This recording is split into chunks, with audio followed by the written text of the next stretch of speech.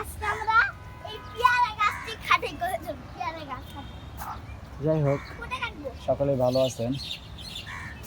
আজকে হচ্ছে যেটা করব সেটা হচ্ছে এই যে দেখতেছেন গাছটা, এটা হচ্ছে একটা পেয়ারা গাছ। এটা লাগাইছিলাম 2-3 বছর আগে। প্রথম দিকটা ফল ভালোই হইতো এবং এটার ফলটা খুবই মিষ্টি হয়। যেটা হাত কেটে গেছে রায়নের রে, হাত কেটে গেছে। দেখি দেখি দেখি দেখি আল্লাহ, কই, কইছিলাম দেখি দেখি দেখি কাটে নাই না, যাক বাইচা গেছে রে বাবা।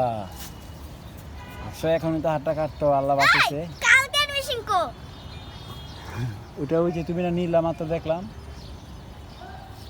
এখন এটার ফল অনেক মিষ্টি হয়, কিন্তু এখন দেখেন এই যে